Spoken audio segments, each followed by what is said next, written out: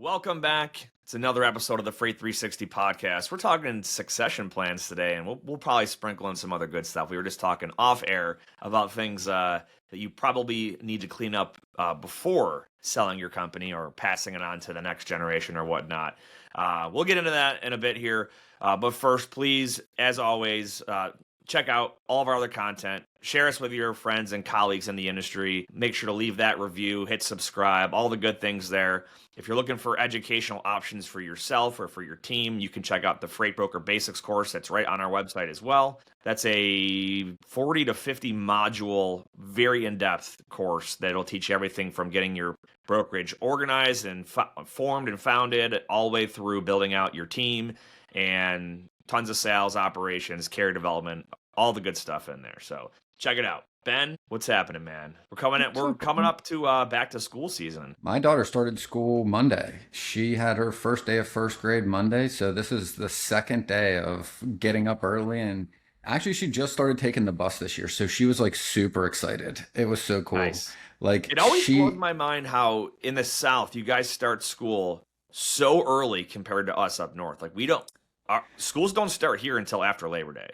So Yeah. but we end up going into like late June. And I think we definitely don't go into late June. I think it's also probably because it's getting hotter, maybe, but it's still hot now. But they also, I think, have more days off during the year, maybe, or maybe I just remember having less in-service days. I feel like there's just every other week or every 3 weeks they're off school. Yeah, I don't know. Couldn't tell you. My son goes to kindergarten this year, so I'll find out. Producer Steven has said it has to do with the harvest season. So there you go. Fun little fact. All right. Good deal. Sports. My boy James Cook, running back for the Buffalo Bills, finally got paid this morning. $48 million 4-year contract, $30 million guaranteed. It was like big. There's a lot of drama. Some people were like, because basically like he hasn't been practicing, but they called it.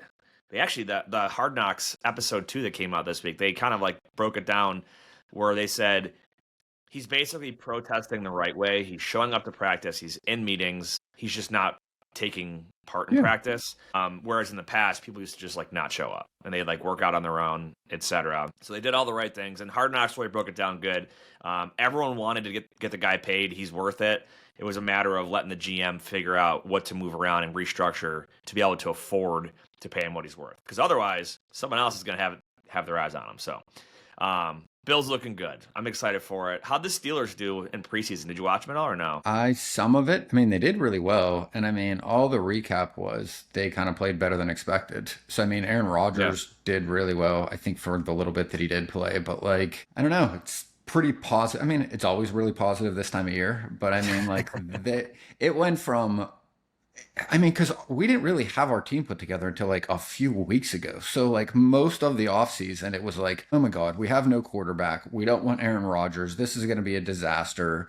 We have no idea what the team's going to look like. And now all of a sudden it's coming together. And like even the interviews I heard from training camp, like yesterday when they were up there, like they're like Aaron Rodgers is like actually like engaging even with like the younger guys that aren't even playing, like spending time with them. Did you see his interview? What he said? How like with the age difference and everything?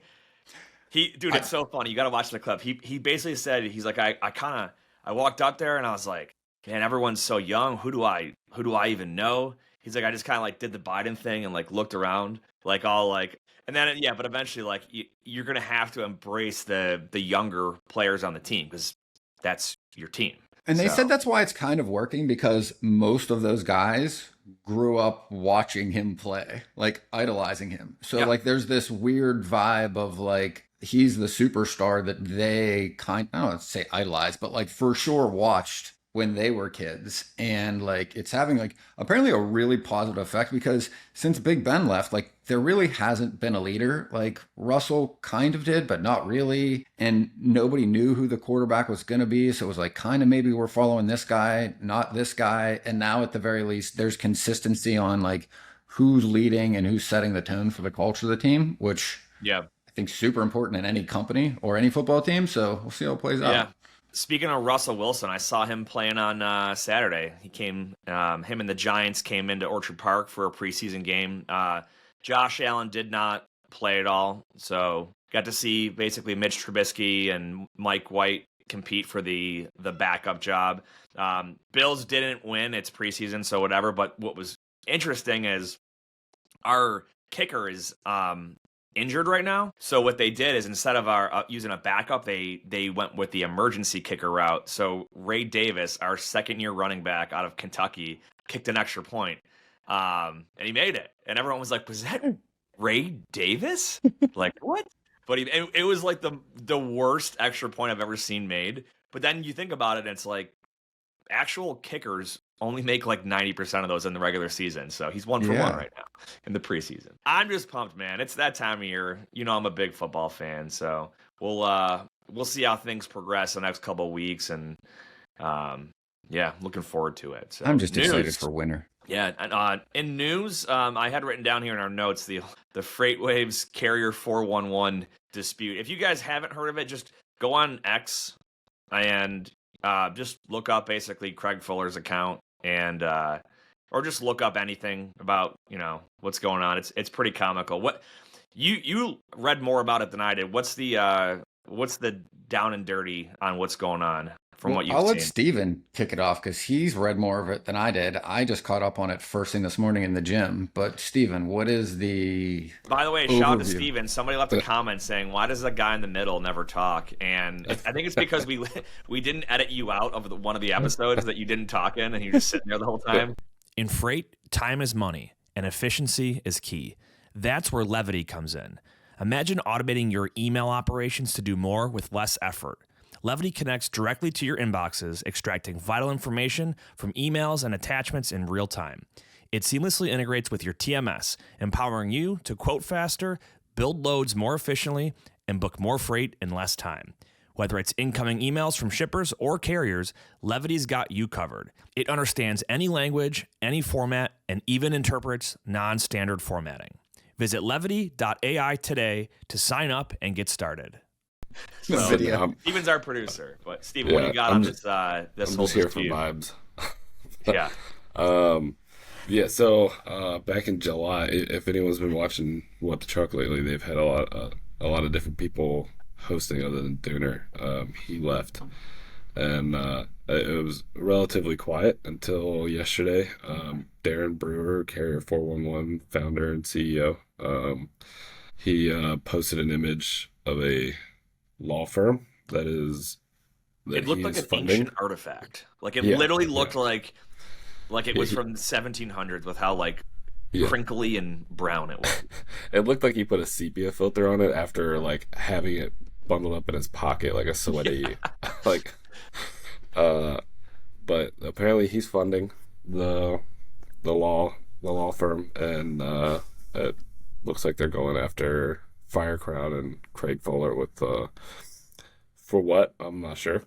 It's just speculation, but I imagine it has something to do with What the Truck or how the exiting of Firecrown is going. How the exiting of what? Dooner exiting FreightWaves and Firecrown.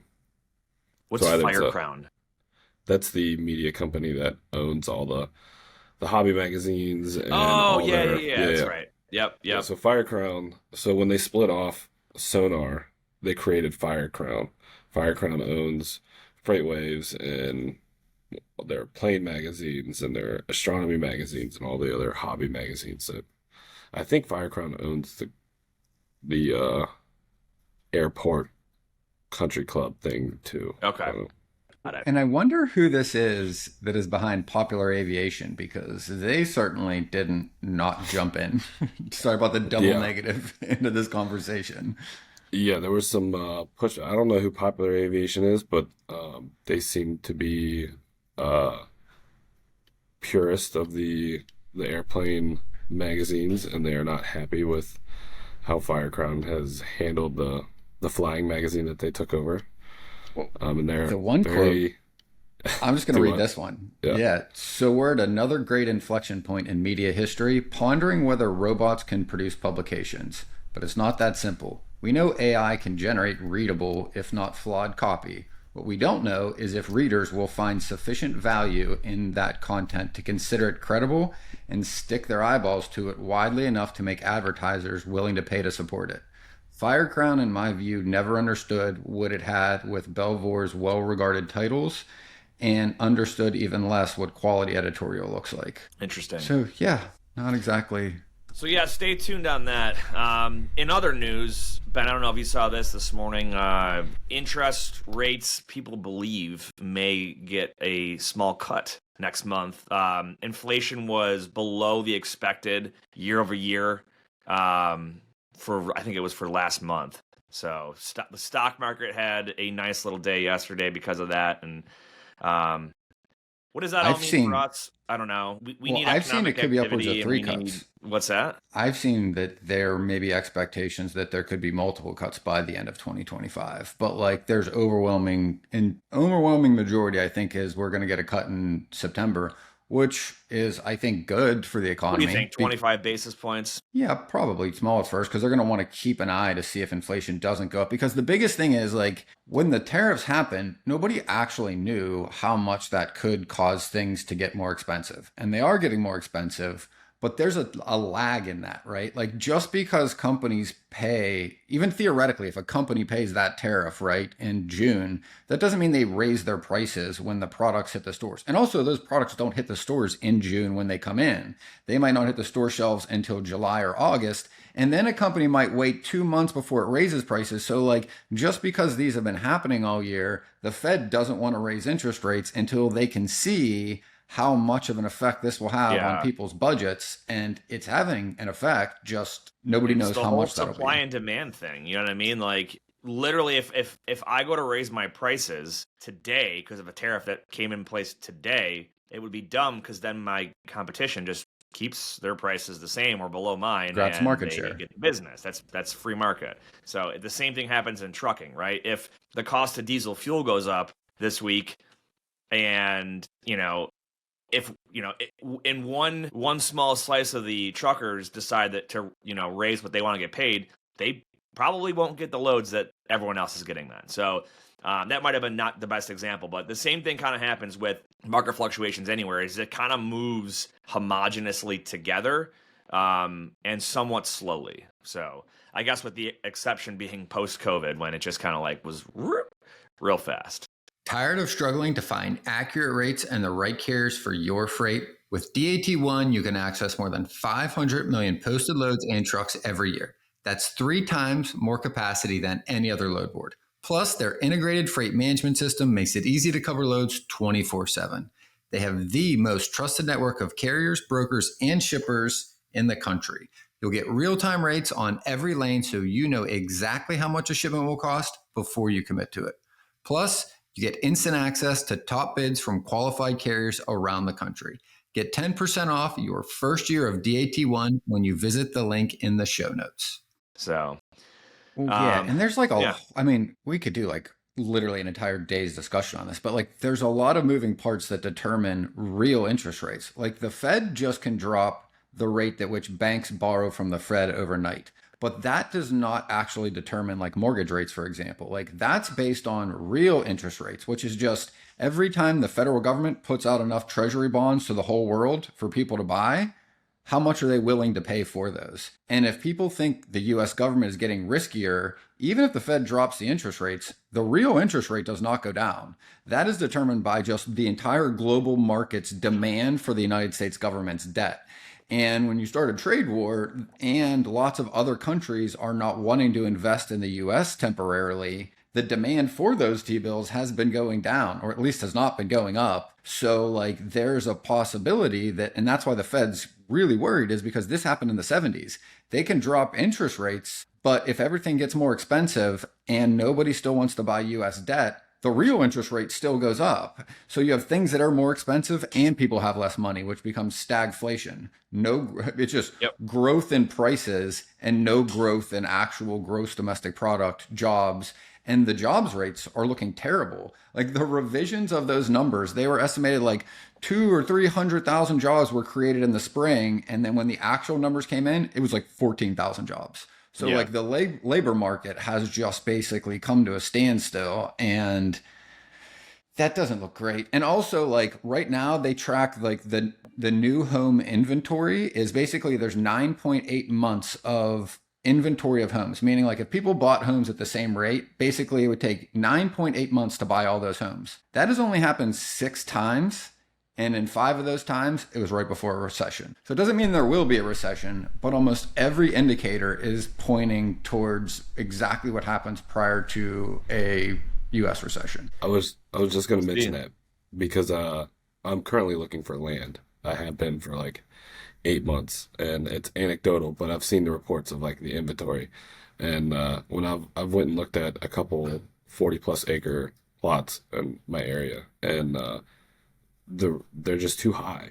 But these people bought when interest rates were rock bottom, so they don't care to sell unless they get the money that they want, which is fine. I mean, get your money, but it ain't coming from me. So, but that is, I mean, around us, I mean, there are so many houses for sale. I mean, I got 2.4% interest rate on my house. If I put it on the market, unless you give me some astronomical high price, I ain't going anywhere. Same thing, right? And this is a big part of freight, right? Like when homes are being built and remodeled, like that's a big portion of the commodities we move in the country. So when interest rates drop that low, it basically locked all those people into their houses almost indefinitely.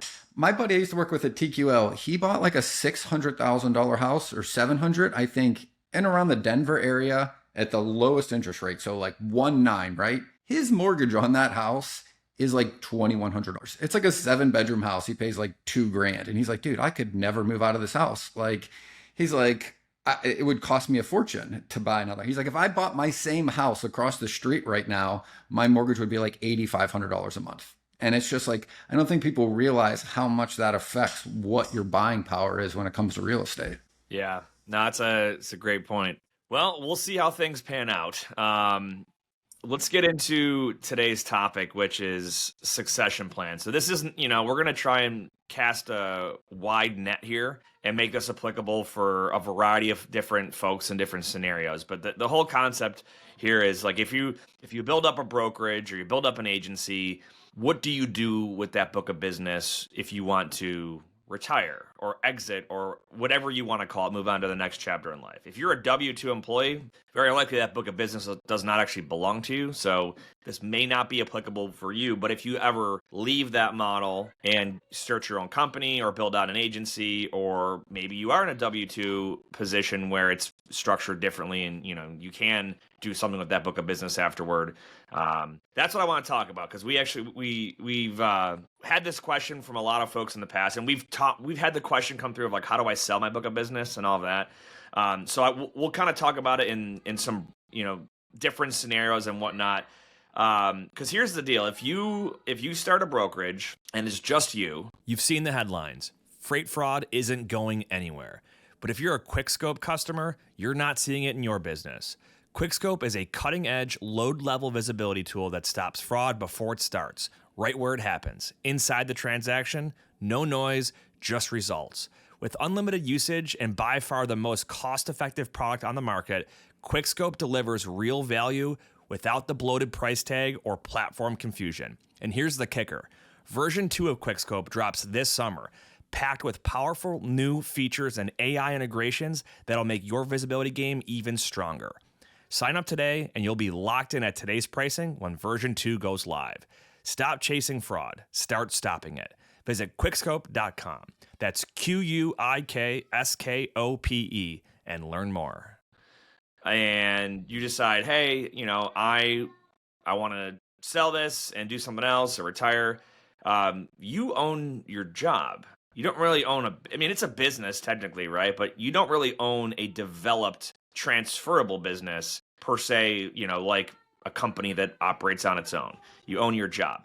So the way I always look at it is like this. If you can step away from your business 100%, will it operate effectively and smoothly? If the answer is yes, you're in a good place. If the answer is no, you are not in a place where you can easily transfer your book of business or sell your book of business or your company easily. You're going to want to make some tweaks, make some changes, and there's a roadmap to get there. So, Ben, I'm curious. Have you, based on the folks that you've dealt with in the past, have you had people that have sold or successfully transferred a book of business or company? I've got a few different examples that I've seen, and I'm curious what you've come across. I've talked to a lot of folks with this, mostly folks that have wanted to buy businesses, which is the other side of this, right? Like the demand side. I've There's worked a with market more for it, folks, right? yeah, trying to help them identify and evaluate the companies they're buying. But the thing that I also want to say is like, it's a lot of work. It's a lot of work to buy another business because like, and I think that is often overlooked, right? Is like, if you are going to buy a business, you need to get a return on it. Meaning like, if I'm buying this, there needs to be upside and a reason for me to buy it. Like not just buying it to stay the same. That's mostly why anybody buys any business, and even other companies buy other companies, because they're like, well, hey, there's unrealized value. If we plug in what they have to what we have, 1 and 1 equals 3. That extra 1 is the reason you buy that other business, right? But then the problem is when you go to buy someone's business, everybody thinks, just like when they sell their house, that it's worth way more than the person that wants to buy it is willing to pay, right? And then what you really get into is the debate on how and what these things look like. And with small businesses, it gets even more complicated because the owner of that business is usually the largest shareholder. They're usually taking more money out than maybe the person buying it would. So like their accounting statements and what's actually in it are even skewed. Because again, if I own this business and run it, like my incentive is to take as much out of it as I can because like it's my business. But if you buy it from me, you're not going to take the same things out. You're probably going to reinvest that money back into the business so it grows because you already have income somewhere else.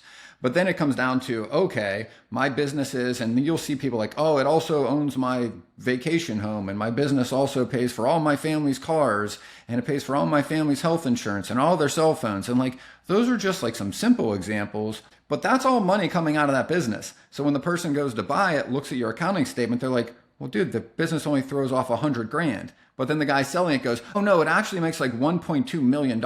I just take all of this out and do all these tax things. So I pay no taxes, but it looks like I don't make any money. Because the incentive to run a business is to show the least amount of profit. When you go to sell it, you want to show the most amount of profit because that's the determining number that you get paid on. Yeah, so the way that it should be done is like if it's just, so let's say I own a brokerage and I've got 5 employees. And, I know that I make, we'll just make it up. Let's say I make, $1 million a year is what I get to take and, do what I want with. That is not the number you want to look at. You have to figure out if I remove myself and I have to hire somebody else to manage it and to run it operationally, that's going to have to happen when someone buys that business, right? So you have like, what would it cost to pay a manager to come in and run this office?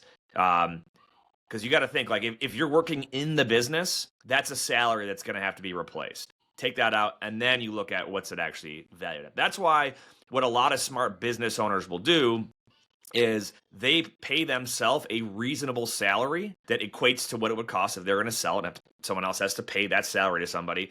And then the rest is owner distributions. And you can totally do it that way. And that's a clean way to understand what is your business truly worth at any given point in time. We're not going to go down that rabbit hole today, but I at least wanted to put that out there because we did start off by saying if it's just you just own your job, right? And I've seen this happen with people that have lawn care businesses, that have insurance agencies, etc. And it's like what you're trying to sell is a Rolodex. That's really it. I mean, yeah, if you've got a lawn care business. Without the trust. Right, exactly. If you've got a lawn care business, you've got some assets like some equipment and whatnot. And Steven did off air or offline said he sees it a lot more often on the asset based companies, which is true. And there is more concrete, very easy to identify the value of the assets there because you actually have trucks and trailers and you might have real estate, etc. So we're talking about a brokerage in and of itself. So if you are working from home by yourself right now, running a small brokerage that just you work at, this is where you need to really start to think, where do I need to get my business to a place where I can step away from it? And even if you're in your 20s or you're 30 and you're not thinking about retirement yet, well, think about how do I get to the next step, which is to be able to take time off, to take a vacation, to sleep at night and not have to worry about the phone ringing because somebody broke down or missed an appointment at 2 a.m. on an overnight pick or drop, right? So we've talked about hiring in the past, and I want to kind of talk through what that progression looks like from being a solopreneur through building an actual the business that's becomes eventually self-sufficient. So when it comes to hiring, I want to preface with, and we've probably mentioned this before in other episodes, but I think the first time you hire somebody is one of the most difficult ones to traverse, because first of all, you have to think about what does that role look like? What am I comfortable with having somebody do instead of me doing it? And then who is the right person to do that job? And most times, the first time you hire somebody, you either hire for the wrong role or you hire the wrong person. I've seen too many folks, even within my own company, they build up a great agency and it's just them. They're like, I'm ready to bring somebody on, and they hire a family member or they hire a friend. And I can tell you 100% of the time when this has happened, and the sample size isn't small for this, I've seen it happen dozens of times. 100% of the time, it does not work out. Not to say that family can't work together, but it's the way that you do it needs to be intentional. And there's got to be a lot of thought and expectation set that, like, hey, for example, if I'm going to hire my son's not working age yet, but let's say I had a 20-year-old son and I wanted to hire him. Well, when we're at work, he's my employee. When we're at home, he's my son, right? There's a boundary there that has to be different. So like I've seen a friend hire another friend, and they're not friends anymore because they don't agree on things. They didn't put stuff on paper. They didn't have clear expectations, and it just went sideways. I've seen family with nephews, nieces, cousins, etc., and the family now has a big ripple in it. So I think that determining the who to hire and the what to hire for are two very difficult things that people don't often think about. So let's talk about the what to hire for first, to start to offload responsibilities. Because, if you look at it, if it's just you and you never hire anybody,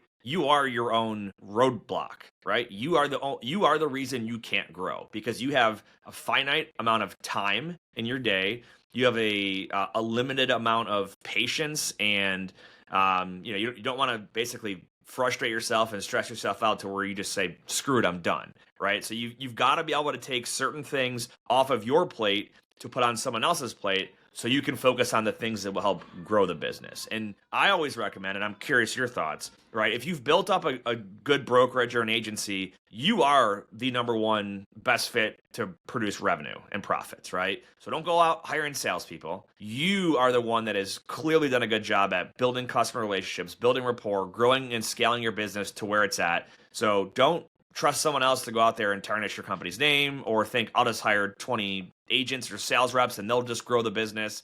So I'm always for admin and operations as the first set of things to offload. What's your take there? And I think the reason for that is because people tend to hire for the job they like doing least, and that's the one that they try to hire for first, even though that's not the one they need to hire for. It's more of the emotional decision. Nobody likes to deal with the constant rejection of sales and the constant grind of getting told no over and over. And dealing with hard conversations with customers when things go bad, trying to salvage his relationship, all of that. Right. And I think the number one position we hear from everybody we work with on what they're going to hire first is, I'm going to replace myself with a salesperson and I'm going to go do back office stuff. And to your point, they lose their best salesperson and take the biggest risk, because it is very hard to hire a good salesperson, even if you just do this for a living. Because if you're just a recruiter, right, and you get really good at asking questions, it is really hard to get a window into whether or not somebody's going to work out over 6 months or a year. And even a 2-hour interview that you do 3 times, even if you theoretically spent a week with them, that person's ability to succeed is not determined in that short of a time frame. So it's just really hard to hire for that 1 out of 1 time. If you're going to hire 5 people, 1 or 2 is probably going to work out, maybe out of 5. It's probably more like 1 or 2 out of 10. And every time you hire the person that doesn't work out, you spend a bunch of money, a bunch of your time, and you end up back at the same spot. It's like Chutes and Ladders. You just take the ladder up and it's right back down to that place. Yep. The job, to your point, that I think makes the most sense to hire for is to clean up the admin side, to get the task stuff done. Those are easier to train, they're lower cost, they're lower risk, and that frees up your time to go sell more, which is what people don't want to do. But if they do the hard thing and keep selling more and free up more time to bring in more business, now the business has more income to actually afford to hire the next person. Then you do that again. Now, if you keep selling and freeing up your time to bring in more customers and you can keep doing that, now maybe once you've got enough cash reserves and money coming into the company that you can hire a salesperson to work with you. See how they work. If they don't work out, then you do that again, right? But like the order of, I think, growing your business with the least amount of risk makes far more sense to never hire the salespeople first, to hire your back end support and keep, like you said, you are the star salesperson. You are the person that generated this business in the first place, creates enough revenue, understands what your business does, and cares enough. Because also, there's this other saying, it's like, nobody is ever going to care as much about your business as you. You own it. You get all the upside. Even if you've got small partnerships, like they're still never going to care as much as you because you have more invested into it, right? Yep. So you want to be in that most important role because without more business coming in, every business shrinks and disappears. 100%. So the some of the roles that I'll outline here, and they're not in any particular order. These are some of your. Hold on one second. This story just came to me, and it's really important for on that point. Let's hear it. We were taking Ava to. This was last year. We were taking her to it was like a summer golf camp for little kids, right? So it was mostly like them playing, just learning to walk around and be out there. But there was a guy sitting next to us who was an attorney, and he worked in like private equity. And we're chatting, what do you do?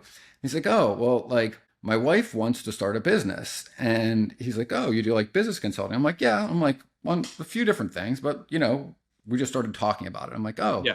And I started asking her a few questions. Like, again, just met these people. I was like, oh, what do you enjoy doing? And what are you thinking about doing? Right? Because I always feel like if you don't enjoy the thing you're going to start a business of, like, it's got a pretty high likelihood of failure. And the woman goes, well, I want to start a bakery. And I go, well, that's interesting. I said, how long have you been baking? Do you really enjoy it? She goes, oh no, I hate baking and I don't know how to do it at all. And I went, huh. And I went, okay, well, like, what's the interest in opening a bakery? Like, why do you think this would be like a good business that you would want to like go and build or run? She's like, oh, I just felt like it's because it's pretty easy. Like, you just hire a baker and then like put a menu together and then like you just cut them a check and then you make money off of it. And like, to me, it was like this perfect example of what you don't want to do and this giant underestimation of what it takes to build a business where people that have access to capital, right? Because she's like, oh, well, we can just get the money to do this. I'm like, yes, but like, you don't have any of the important ingredients to make this work. Like, you giving somebody else money to go work at a bakery is not going to turn that into a successful bakery. And you hate the thing to begin with. You're not even going to want to show up, which means like there is zero chance that this is going to work out before you have even taken your first step. And it's like, to me, thinking about this is that like building a business is hard and risky and takes effort and personality. If you don't want to be in there doing that, then you should find something else that you enjoy doing. Dude, I know probably 4 or 5 people in my life that have either started a restaurant or a bar because they liked being the customer at restaurants or bars. I like going to restaurants and bars. They didn't want to run it. It's like, yeah, and they all failed. That's 100% accurate, and I'm glad you shared that story. So the tasks and some of the jobs and responsibilities that are common for the first thing to hire for are your non-revenue generating. They're your support roles that they're going to free up time for you to go generate more revenue. So things like billing, scheduling appointments, your data entry, and you could also automate some of these too. This episode's not on automation today, but there's ways of offloading these tasks from you. So if you only have, let's say you only get 2 hours a week to try and prospect new business because you're too busy doing whatever else, those whatever else things are the things that you need to look at. And the easier the task is, you can compile those into a job description, essentially, right? So sometimes you'll bring someone in and they might do, operations work, things like, all right, for all these loads, we need to make sure that they're updated in the system. Track and trace is accomplished either through setting up and monitoring GPS or configuring ELD telematics connection to the TMS or sending out links for whatever, manual check calls, talking to dispatchers, stuff like that, right? It could be You could take it a step further and retrieving PODs and invoices from carriers when the loads are delivered, calling the receiver to make sure the delivery was done. It's customer service, it's operation support, things like that. And I would have them get comfortable with all that before they're customer facing. And that someone could be a stud and pick it up in a few weeks. Some people might take months before they fully understand what this wild industry of freight brokering is that we work in and live in every single day. Then you can get to more of the customer facing things like calling to make sure appointments are scheduled properly and to make sure that the driver got loaded correctly. Because when you start having your customer hear another voice that's not you, there's good and potential bad to that depending on how you handle it. The good is you can then duplicate your efforts of, well, now the customer is feeling more comfortable with this new person and they know it's not just me anymore. But if you don't tell them that, hey, I'm going to be hiring someone to help out to give you guys better service, and all of a sudden they hear from Jimmy one day instead of Ben, they're going to be like, what, no love from Ben anymore? What's going on here? I like Ben. So the way in which you propose that to your customers, I think, is just as important as picking the right persons. Agreed. The Steven, billing what was stuff is a huge one because, you have to invoice customers to get the money in the door. Yes. But it's also one of those things where, like, if you spend all day billing and you're using that part of your brain and you're not doing the, developing relationships, business development side of the brain, it's taken away from your potential. So, and on top of that, the faster you get invoices sent out, the better it is for having healthy cash flow. So if you are like, hey, I'll do all my billing on the weekends, well, you're adding potentially up to 5 days or 6 days of lag time between when you could have invoiced that customer and when you actually invoice that customer. And if your customer is on 30-day terms to pay you, that clock doesn't start until they get the invoice. Doesn't matter if it delivered and you were ready to invoice it on Monday. If you don't send it out till Saturday or Sunday, that's on you. So. Yep. Steven, what was your interjection that you were saying? That you were talking about,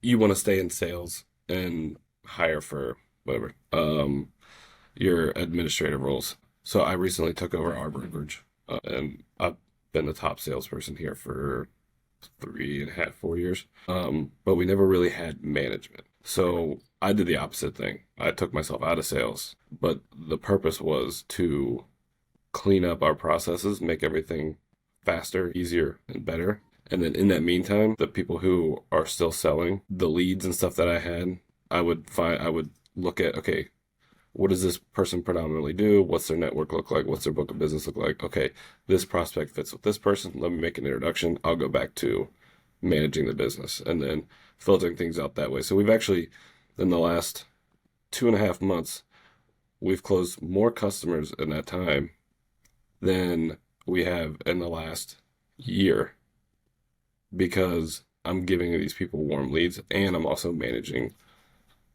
that business better. I've taken tasks away from those brokers that could be handled by a single person, myself, which is running me thin, but they have more time to do the sales, bring in the revenue, and then this is eventually exactly we the can create progression that jobs. we're talking about that someone should aim for. Yeah. Though. Like, so if I'm running a brokerage myself I'll paint the picture this way. If I'm running a team, I'll just give you a hypothetical scenario. I've got a book of business. I'm doing, let's say, $2 million a year in sales, and I hire an operations person, and that allows me to boost myself up to $3 million a year, and then to $4 million a year. And now I hire a second operations person, and maybe the first operations person has been introduced to my customer and helps out with some of the account management, right?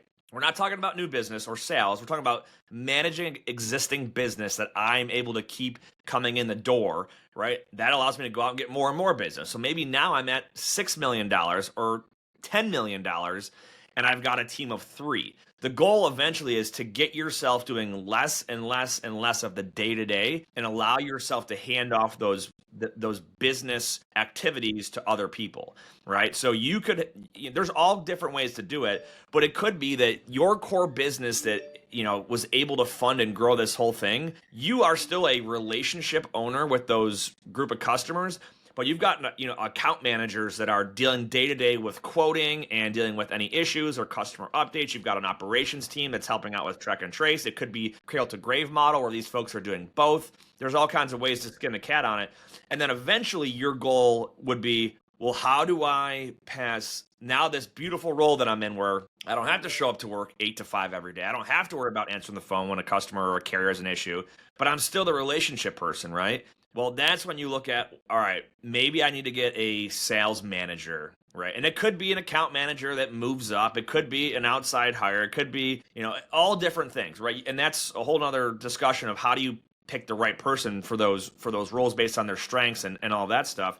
But eventually, you just get to the point where you own the business, right? You've got someone who's managing the sales side of it, and they've got account managers. Maybe they then have some hiring classes of some new sales reps that are going to come in and make their own cold calls, try to build up their own book of business. You might have an account manager who really loves dealing with customers and says, hey, can I make some calls myself? I'd really love to do this. So maybe you give them a chance at trying that out and figure out if they're good at it. And this whole time you're playing, you have to look at the entire chessboard and the entire puzzle and make sure everything is still together while giving your folks flexibility to grow and develop on their own. Because if someone just stays stagnant and never has an opportunity to grow or try something new, they're probably going to get sick of it after a while. But exactly what you said, Stephen, to move, being the top salesperson. Well, if I'm a one-person brokerage, I am the top salesperson. And if I want to eventually get to a point where I'm not doing that day to day, I have to find a way to replace that. And your example is amazing because you can then take all your experience and knowledge of what goes on in your brokerage, and then you can take all those other back office areas and make them more efficient and run smoother and let the other brokers and account managers manage what's going on and help grow that business. So that's exactly they're not mutually exclusive. We were just kind of outlining, I think, Nate and I, when we started the conversation, of what it kind of looks like from one person as they're growing to that place, right? Where you're coming from is if we're going to come into a $20 to $50 million company, for example, right? Even if somebody brings me on, this happened multiple times, they're like, well, just go bring in business. You can go close sales more than everybody else. And I'm like, agreed. But I said, also, we have to look at the whole business first in its entirety. Like Nate is saying, it's okay, let's go through and see what everybody's doing. Are they doing the most important thing? Are they just doing necessary things? Do they have creative avoidance? And that is even going into accounting. Okay, what is happening there? What are our average days to invoice? How many days are we waiting to get cash in the door? Are we efficient there? Answer might be yes, might be no. Might need more people, might need less people, might need people doing different things, might need different software, right? Then you're going to that one level up even and going, okay, how are we actually doing with retention of the existing customers? Because yes, there's bringing more in, but I always use the analogy of if you have a hole in your fishing well and you keep catching fish, but they just keep swimming out every time you catch them. I can be really good at fishing, but I'm still going to end up back at the dock with the same amount of fish because no one's paying attention to my fish keep swimming away. So then it's going through and Nate said, account management. How are we doing? Is our business going up or down with these customers? Are they seasonal? Are we managing them well? Are we missing basic fundamental things like track and trace, getting PODs in the door? Are we servicing them in the way that they should? What is taking up most of their time? Are they the right things? And then you kind of go all the way upstream. And once you've kind of got your arms around all of it, then you can decide okay, does it make sense for me to just do a little bit of sales, a little bit more sales? Maybe it does make more sense for me to spend more time getting more salespeople in now because the business is generating enough consistent cash flow that we can make those gambles and hire salespeople. That's your next growth level because ultimately one person is not going to grow a company to $100 million. You need more salespeople to eventually get past these benchmarks. One person can get you to 20, 30 million probably. Maybe even arguably 2 or 3 salespeople can get you to 50. But when you're starting talking about bigger numbers and larger companies, that feels like a lot to me. But you know, this is an exaggeration. It makes the point though. Yeah. So correct. The other thing I want to hit on here too is, how long does it take to transition those relationships and how do you do it? So something to think about here, because people are like, well, I don't want to make my customer nervous that all of a sudden Jimmy's calling them now. Well, you propose that in its positive sense. Hey, I'm bringing this guy in, or I'm moving into this role so I can help service you guys better. Now there's going to be basically 2 of us, right? And this person's going to focus solely on X, Y, and Z. I'll back them up on it if needed, and someone else can back them up as needed. And I'm here to make sure our relationship and our service levels are stellar, right? And that happens slowly and over time, but you preface it ahead of time. You have to remember also, your customers are going to have personnel that change over as well. So this is a constant thing of keeping caught up with. As you have new reps in your company that are customer facing, the person at the customer is likely going to change as well, right? People get promoted, people change jobs, they grow their departments, etc. The way I've seen it play out timeline wise has varied depending on the situation. So I've seen a book of business that someone was able to transition the day-to-day relationship with the customers in as little as 6 months. And I've seen someone do it over like a 10-year plan where like they're like, hey, I know this ops guy right here who his next role is going to be, in a management or a leadership position. And the goal is he's going to eventually take over this company from me in 10 years, right? And that person becomes very well known by the customers over a decade. Whereas if you have a 6-month window, there's a lot more chance for, things to, go south, or someone to be like, yeah, we don't really like working with this person, et cetera. It's definitely not overnight, right? And that's why I say that, this stuff, you need to have it in a place where you are not the sole person that is doing everything. Because if you want to sell it or pass it down to your kids and, the new owner or your kids have never talked to the customers, well, the customer's probably like, all right, well, that service level is totally gone because so-and-so just decided to retire. So we'll go over with our other, 5 brokers that have been providing good service for us. So, and again, as slow as you can do it, right, is the ideal way to do it. And here's the thing, right? Like, keeping it very simple is like, if you're going to sell a business, you need to think, how much of this business stays together, generates the same amount of money coming in and money that goes out of it if somebody else was here instead of me, right? And what is the risk that when they take it and I hand it off to them, some of that just disappears and goes elsewhere? Like, there's some portion of that is almost always going to happen, right? Yep. And if you think about it, like, lots of businesses run that way. Just think about how we are as people. Like, if you trust going to a local sandwich shop and the same person makes your sandwich over and over, and you get to know them and you see them 2 days a week, every Wednesday and Friday, you go and get a sandwich. And then next week, they're gone. And all of a sudden there's a new owner there, you'll probably still eat there for a little bit. But a lot of the reason you go there is because like you like to see that person, you know them. And like, it's weird, but like the food even tastes different if they use the same ingredients someone else puts it. And it's as simple as a sandwich, right? Where like, I know there were places I'd go to for years. And then once they're gone, like, I just didn't feel like I wanted to go. Like in our 20s, like the best example was like bars and waitstaff. We would go with our friends to certain restaurants and bars where the food is like probably just as good as the one across the street, but you like the waiter you talk to, you like the bartender. And that was part of why you enjoyed doing business with that business. Then someone else buys it and it's like, yeah, it's the same food, but like, I just kind of don't know this person. It just doesn't feel as familiar. So like, let's try the place across the street. And little by little, you get to know those people and then you start to frequent those places, right? The same thing happens in really just about every business to some degree, but it's very exaggerated in ours because like there's not really contracts. And the most of the reason your customers are doing business with your brokerage is the people that they're talking to. They choose not to the that name day. and the banner on the window. That's why non-competes have been so prevalent for so long, is like even large companies like CH and TQL kind of knew this, is that like their customers have loyalty to that broker, not the name on the invoice, not the name on the email. And when those people would leave to go to another brokerage, the customers are like, yeah, man, like I know Nate. Nate knows my supply chain. Nate's an extension of my business. My people trust Nate when he says he's going to get something done. And if TQL gives me a different person, they go, whoa, he'll do just as good. And I don't know them. Yeah, I'm still going to probably do business with them, but like, I'm going to start looking at who's the guy that I liked almost as much as Nate that I just didn't give him as much to. And I'm going to give them a little bit more, little by little. And that's why the business starts to funnel out. I'll give you 2 examples, one on your restaurant side and one in brokerage. So like one of my favorite restaurants in the town over from me, I've been going to for years. Since I was a kid, my parents would take us there. And to this day, the owner, he's much older now. He's still on a Friday or a Saturday night, comes in there during dinner hour and walks around, says hey to all the regulars, but he's not flipping burgers. He's not waiting tables. He's not managing the bar staff. He is the owner and he walks through there because he loves that business. And he knows if he wants to leave for 3 months and go to Florida, he sure can. And when he comes back, people will be happy to see his face there.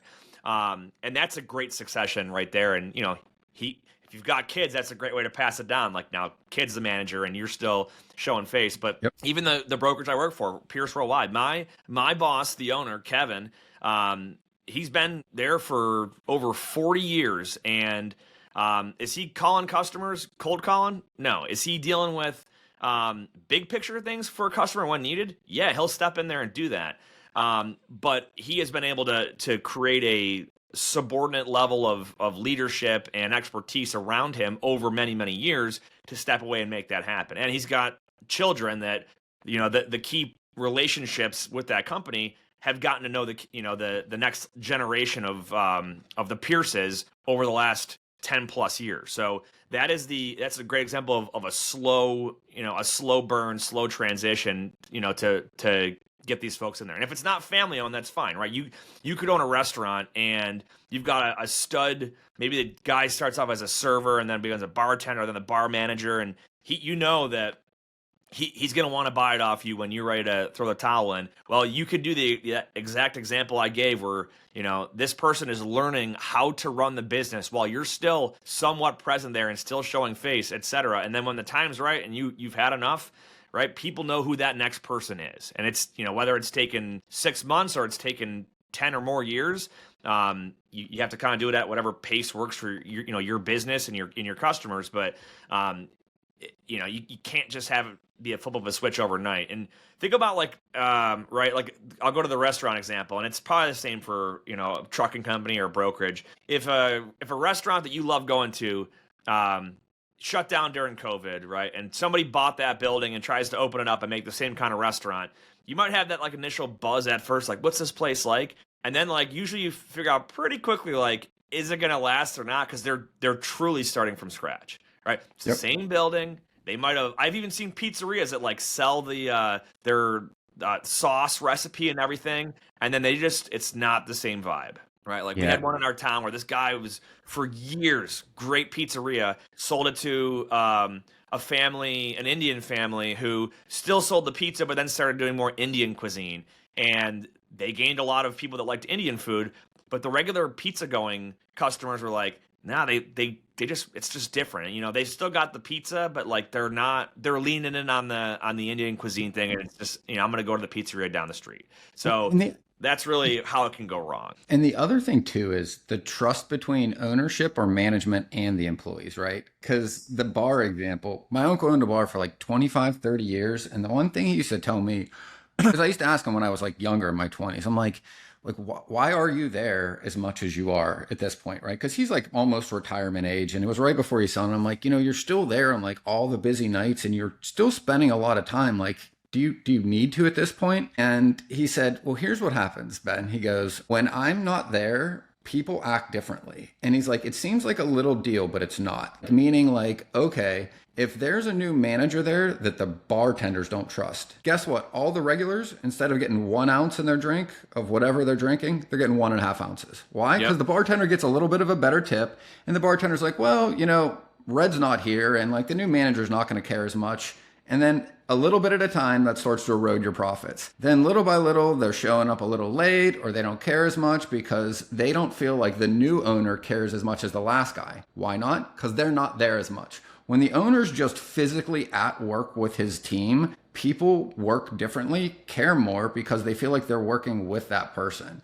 And that's another risk you got to kind of think about is as you scale yourself up and out of the business, at a certain point, the culture will feel different because they don't feel like they're working with you. They feel like they're working for you, but you're not there. So then people just start to do a little bit less, work a little less harder, pay a little less attention, until little by little, all these mistakes start to add up. And you're like, what the hell is going on? 25% of our business is out the door. None of our invoices are getting paid. And nobody noticed that we didn't send any of this stuff out. And everyone's just like, oh, well, I didn't really notice. And you're like, wait a minute, this is somebody that's cared for 5 years working for me. All of a sudden, when I'm starting to scale myself out of the business, everything starts to fall apart.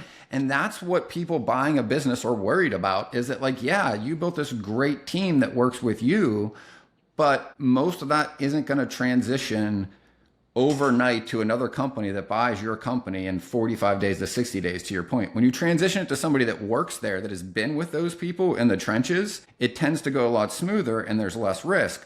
When you're selling this outright to a whole other organization that comes in, that's a different feeling. I mean, think about anybody that's ever worked at a company and new ownership comes in. How does everybody feel? Are they all super excited? I quit the last company that did that to me, so that's a whole other conversation. But here's that something goes you can to do that too. point, right? I know we're getting towards the end here, but you talked about the manager at the bar, and this could be a sales manager or an operations manager at a brokerage. As you're grooming them for that next role, you can give them skin in the game, and that could look like a quarterly bonus based on profitability, or a quarterly bonus if you look at things like, did we keep our days to invoice as low as possible? Did we keep our rating on DAT?